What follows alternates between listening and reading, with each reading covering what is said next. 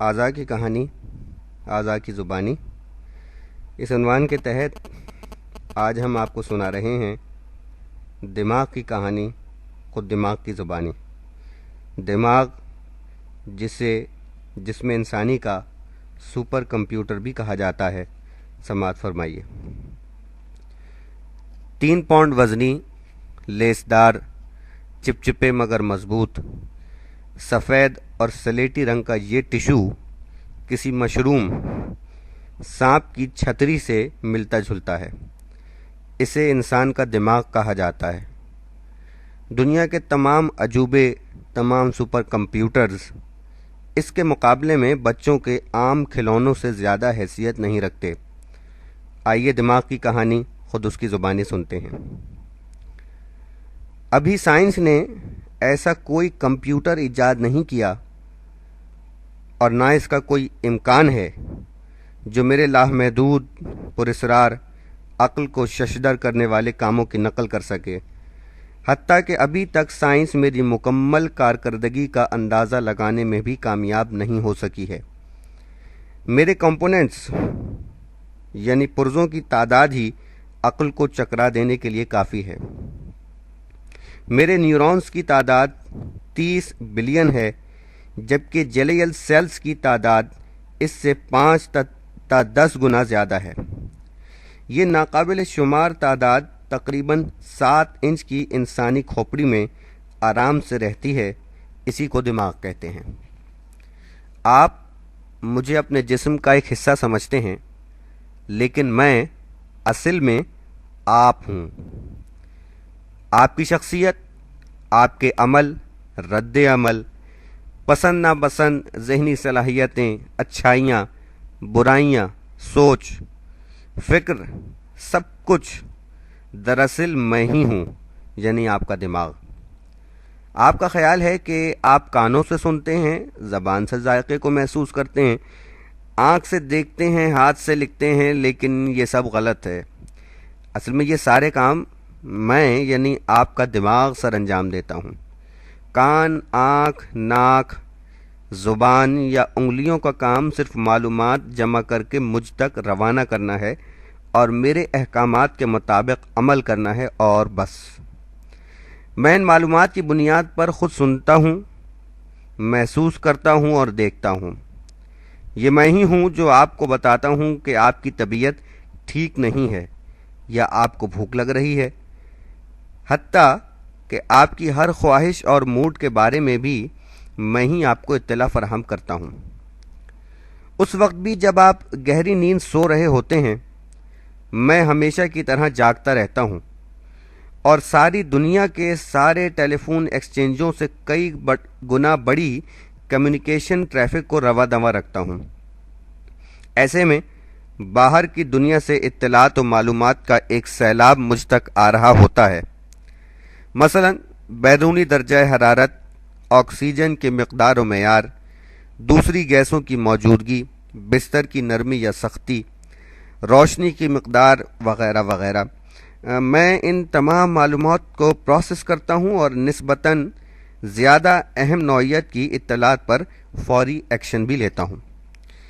رات کو جب آپ ایک ہی کروٹ لیٹے لیٹے تھک جاتے ہیں اور جسم کا وہ حصہ سن ہونے لگتا ہے، تو میں ہی آپ کو کروٹ دلاتا ہوں تاکہ دوران خون کو جاری رکھا جا سکے۔ جب جسم کے کسی بھی حصے پر مچھر کاٹتا ہے تو میں ہی آپ کے ہاتھ کو متاثرہ مقام تک پہنچاتا ہوں۔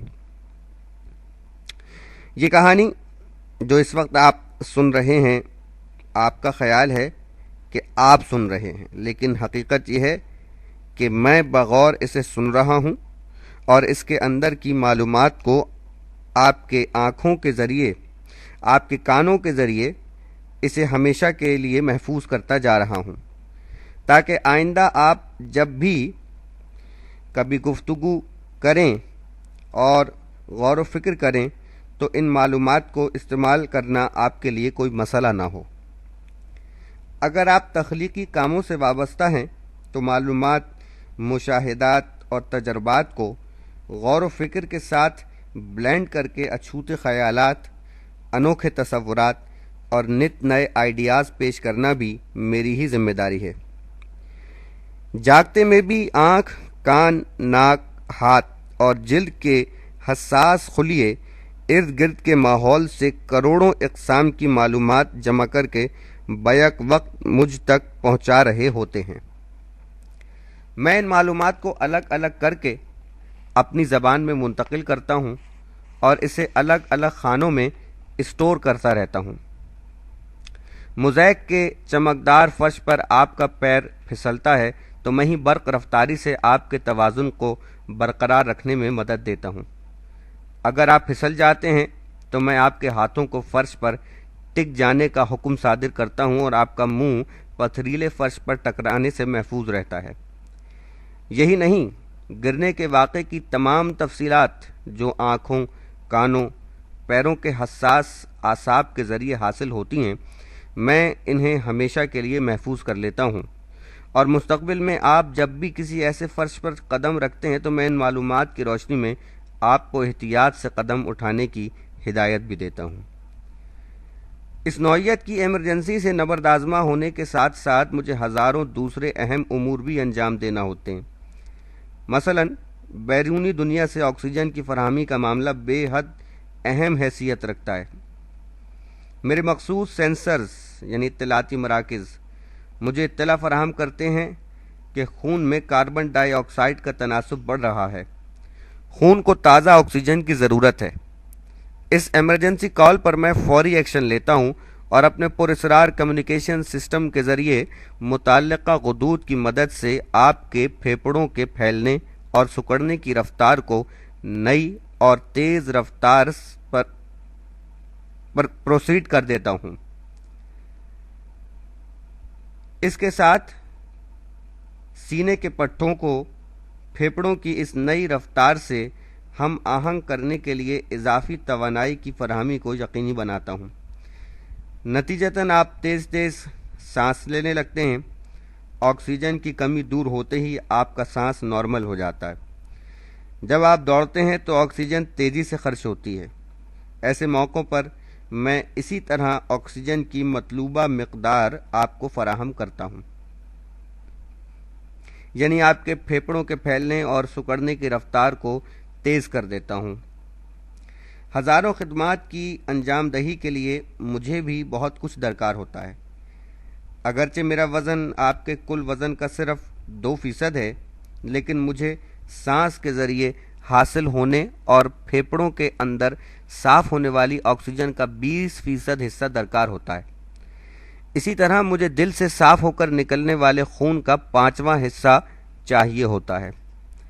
تازہ خون اور آکسیجن کی مسلسل فراہمی ہی میری کارکردگی کو برقرار رکھ سکتی ہے۔ اگر کسی سبب سے عارضی طور پر بھی اس سپلائی لائن میں کوئی رکاوٹ آ جائے تو مجھے ناقابل تلافی نقصان پہنچ سکتا ہے، جس کا نتیجہ فالج یا موت کی شکل میں برآمد ہو سکتا ہے۔ دماغ کو گلوکوز کی شکل میں غذا کی مسلسل اور وافر مقدار میں فراہمی بھی بہت ضروری ہے۔ یہی میری غذا ہے، اور غذا کے بغیر کوئی ذی حیات جسم زندہ نہیں رہ سکتا۔ مجھے یعنی دماغ کو آپ کئی طرح سے ایک غیر دریافت شدہ بر اعظم سے تشبیہ دے سکتے ہیں۔ ایک ایسا بر اعظم جس کا صرف فضائی معائنہ ہی کیا جا سکا ہو۔ سائنس ابھی اس بے کراں سمندر کے ساحل پر آنے والی معمولی لہروں ہی تک رسائی حاصل کر سکی ہے۔ اس گہرے سمندر کی تہہ میں کون کون سے خزانے چھپے ہوئے ہیں، انہیں کسی حد تک جاننے کے لیے سائنس کی کئی صدیوں تک مسلسل ترقی درکار ہے۔ بہرحال مجھ پر تحقیق کرنے والوں نے اب تک جو کچھ حاصل کیا ہے وہی انسانی عقلوں کو ششدر کرنے کے لیے کافی ہے۔ مثلا انہوں نے معلوم کیا کہ اگرچہ جسم کی تمام تکالیف، اذیتیں اور درد دماغ ہی محسوس کرتا ہے، لیکن یہ بذات خود درد کا احساس نہیں رکھتا۔ حتیٰ کہ اگر میرے مختلف حصوں کو کاٹا جائے تب بھی مجھے ذرہ برابر تکلیف محسوس نہیں ہوتی۔ دماغ کے بعض مخصوص آپریشن مریض کو بے ہوش کیے بغیر بھی کیے جاتے ہیں، تاکہ تحقیق کرنے والے سرجن دماغ کے مختلف حصوں کو خاص آلات سے چھو کر مریض کا رد عمل معلوم کر سکیں۔ مریض اس تجرباتی آپریشن کے دوران میں جاگ رہے ہوتے ہیں۔ سرجن جب خاص آلات کے ذریعے دماغ کے مخصوص حصوں کو چھوتے ہیں تو مریض بڑے دلچسپ اور پراسرار تجربے سے گزرتے ہیں۔ مثلا ایک خاص مقام کو چھونے سے اچانک اسے اپنی پہلی کلاس کا ٹیچر یاد آ جاتا ہے۔ کسی دوسرے حصے کو چھونے سے مریض کو 40 سال قبل اپنے گاؤں سے گزرنے والی ٹرین کی وسل اور پرندوں کی چہکار سنائی دینے لگتی ہے۔